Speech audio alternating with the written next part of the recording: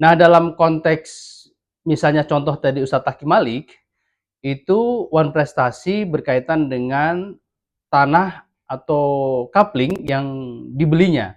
Kurang lebih senilai 9 miliar, tapi kemudian baru dapat dibayar sekitar 2,2 miliar kalau tidak salah begitu ya. Sehingga terdapat selisih yang masih belum dibayar. Nah, selisih belum bayar itulah yang disebut diantaranya adalah One Prestasi. Tetapi sebetulnya One Prestasi itu bukan hanya gagal bayar. One Prestasi itu bisa dia membayar tapi jumlahnya tidak sesuai. Jadi jumlahnya tidak sesuai, misalnya harusnya 10 miliar, baru dibayar 3 miliar. Berarti itu dapat dikategorikan sebagai One Prestasi.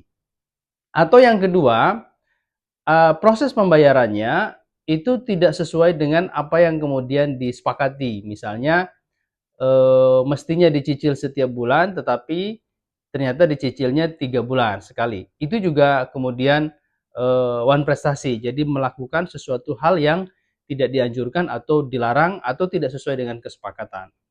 Nah, yang ketiga adalah dia tidak membayar sama sekali dari jumlah yang telah disepakati, gitu ya. Tadi yang pertama dia membayar tapi jumlahnya tidak sesuai. Kemudian yang kedua dia membayar tapi tidak sesuai dengan kesepakatan ataupun tahapan yang telah disepakati. Yang ketiga dia tidak melakukan pembayaran sama sekali. Yang keempat dia melakukan hal-hal yang dilarang di dalam objek perjanjian itu. Nah, ini adalah kategori One Prestasi atau ingkar janji atau cedera janji. Nah, dalam konteks One Prestasi ini, kapan seseorang itu dapat dinyatakan One Prestasi atau cedera janji atau ingkar janji? Seseorang dapat dinyatakan One Prestasi kalau merujuk pada ketentuan yang diatur di dalam KUHP Perdata, yaitu setelah dia mendapatkan surat peringatan resmi, mendapat surat peringatan secara resmi, atau bahasa lainnya adalah mendapatkan somasi, teguran bahwa dia mempunyai kewajiban, kewajiban yang harus dibayar atau kewajiban sesuai dengan tahapan atau kewajiban untuk tidak melakukan atas objek perjanjian, tapi dia ternyata mengingkari semua itu. Nah, itu isi dari sebuah peringatan. Kemudian nanti akan menunggu tanggapan dari pihak yang kemudian ditegur tadi.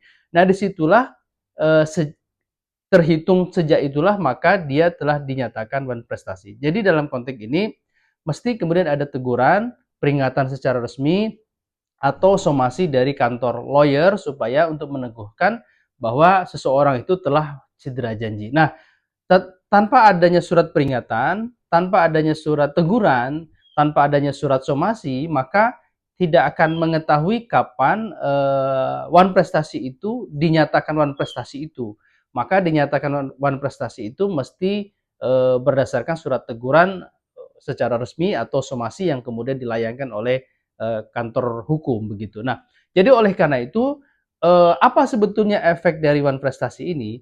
Efek dari One Prestasi ini tentu adalah prosesnya tentu harus melalui pengadilan, yaitu apa? Proses pembatalan perjanjian. Satu itu, perjanjiannya dapat dibatalkan. Atau yang kedua, memerintahkan kepada pihak lawan atau salah satu pihak untuk melanjutkan perjanjian.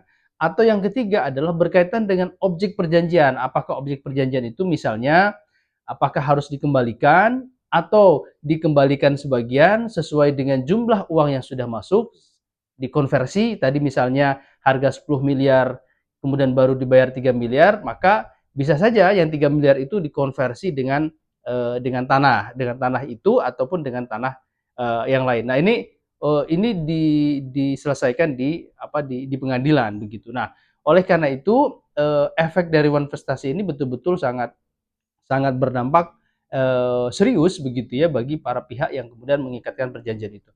Atau misalnya meminta ganti rugi, denda ya ataupun bayaran yang lainnya. Misalnya ada perjanjian pengelolaan tanah begitu ya dalam jarak misalnya 2 tahun, tetapi ternyata selama 2 tahun itu tanah belum juga dibayar, tapi di atas tanah itu sudah ada cut and fill, land clearing begitu ya, sudah ada 1-2 bangunan, nah gitu. Sementara tanah itu belum dibayar sama sekali. Nah, persoalannya adalah bagaimana persoalan seperti ini tadi, maka pemilik tanah bisa saja kemudian meminta ganti rugi atas tanah-tanah yang kemudian sudah dia cut and fill land clearing. Atau juga bisa juga orang yang kemudian membangun tadi juga minta ganti rugi. Sehingga saling saling saling meminta ganti rugi, tetapi dalam konteks ini proses penyelesaian one prestasi itu adalah mesti melalui pengadilan. Jadi oleh karena itu sebelum membuat perjanjian dipikirkan terlebih dahulu tingkat